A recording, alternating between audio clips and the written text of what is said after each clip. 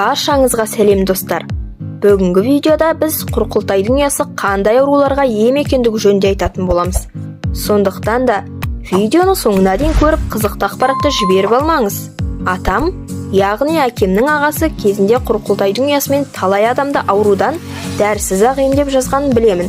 Тіпті қазіргі дәрігерлер операция жасатпаса болмайды дейтін кеселдердің өзі осындай бір екемнен кейін жазылып кеткенін көріп өстім. Құрқылтай қасиетті құс. Ол ұясын аң-құс көп болатын қалың ну орманда емес, қауіп аздау тоғайдағы биіктеу ағаштың ұшар басындағы бұтағына сілекеймен араластырып тоқып біледі. Бірақ берік бекіткені сондай, желмен тербелсе де жерге түспейді. Оған адам түгілі жорғалаған жылан да жете алмайды. Өйткені жылан қанша жармасса да бұтағының иілгіштігіне жерге сырғып түсіп қалады. Атам бұл құсқа зиян тигізуге болмайды, кие сұрады деп жиі айтып отыратын. Ал ұяны балапандары қанаттанып, ұшқан кезде күзде ғана жинайтын. Ұя 6-7 метр биіктеу жерде болады. Атам алдымен дұға оқиды. Сосын ат үстінде ерге аяғын тіреп, тік тұрады да мені көтереді. Қолыма ұзын таяқ беріп қояды. Мен ұяны сол таяқпен іліп алатынмын. Бұл менің шамамен 7-8 жастағы кезім. Құрқылтайдың ұясы ең алдымен бүйрек ауруына ем. Ауыл аймақтағы бүйрегі суықтап сыздаған, онда құм, тұз бар адамдар дәрігерге емес, атама келетіні есімде. Ол кезде біз Өзбекстанда, Бұхарада тұратынбыз. Атам бісмілләсін айтып, бір ұяны ортасынан екіге бөліп, оны екі бүйрекке таңып қояды. Сыртынан жылы орап қою керек. Құрқылтай ұясы бүлінбейді, сасымайды. Сондықтан бүйрек суықтағанда оны қайтадан қолдана беруге болады. Әлі есімде, бала кезінде жатыр жарығымен ауырдым. Яғни орысшадан айтқанда паховая грыжа ауруымен ауырған болатынмын. Дәрігерлер оған операция жасау керек деді. Онда да кейін ұрпақсыз болуы мүмкін екендігін ескертіпті. Олардың сөзін мұқият тыңдаған атам қолын бір сілтеп үйге келді де мені құрқылтай ұясының түтінмен емдеді. Қазір міне 40 жастан асып барамын. Аллаға шүкір, ұл қызым бар. Бүгінгі медицинада операциясыз ем болмайды деген аурудан мен пышақ тигізбей, дәрі ішпей, аз-ақ күнде жазылып кеттім. Өмірінде бір күн ауруханаға жатпаған, дәрі ішпеген атам 100 жасады. Өмірден өткенше тік жүріп тік тұрды. Ол кісі құрқылтайдың ұясы 80 түрлі ауруға ем деп отыратын. Балалықпен көп нәрсеге мән бермеппіз. Дегенмен есімде қалған біраз ем түрін айтайын.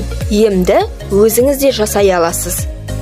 Құрқылтайдың ұясымен емделу үшін емші іздеп әуре болудың қажеті жоқ. Оны қалаған адам өзі-ақ жасай алады. Емдік қасиеті бар шөптерден іріктеп әрі сілекеймен өріле тоқылған ұя жібек сияқты болады. Оның біреуін бірнеше емге пайдалана аласыз.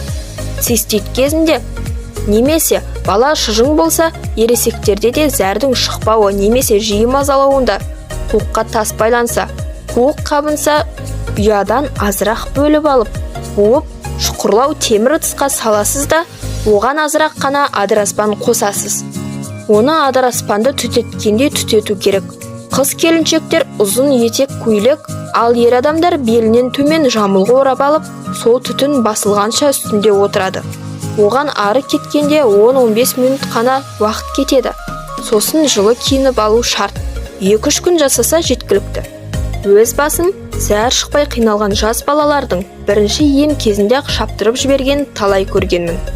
Тап осы амал әйелдердегі суықтау, жатырдағы басқа да ауруларда, бедеулікте, ер адамдардағы импотенция, простатитте, бел омыртқасындағы грыжаға да шипа. Тізеде, буындарда тіпті желкеде тұз болса, сарсу жиналу, аяқ буындарын ісінуі, сүйектердің қақсауында жаңа орылған бидайды сабағымен алып, құрқылтай ұясының аз ғана бөлігімен суға бір қайнатып, айналасын қамтып, сол қоймалжыңға тізерлеп отырады.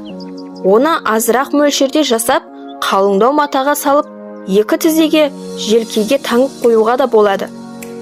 Қаны қою, үйіп қала беретін адамдарға радикулит, остеохондрозда да осы амал ем. Ғабит Әлмаханұлы сондай-ақ 10 жыл бұрын сыныптасының үлкен қызы бір бүйрегі семіп қалғанын айтты. Ол қызды таныстары жоғарыдағыдай тәсілмен бүйрекке құрқылтай ұясын таңу арқылы емдеген екен. Бүгінде жоғары оқу орнының бірінде білім алып жүрген студент қыздың екі бүйрегі де сау дейді. Басқалай жағдайда ол қыз гемодиализге тәуелді болып, бүйрек алмастыру операциясын жасатуына тура келетін еді. Міне, құрқылтай ұясының осындай ерекше қасиеттері бар екен. Мұны да біле жүргеніміз жөн. Дегенмен, емекендеп қасиетті құстың ұясын балапандары қанаттанбаған кезде алып, оның көбеюіне зиян тигізбеу жағында ұмытпағанымыз жөн. Қай нәрсенің де обалы, кесі болатынын естен шығармайық.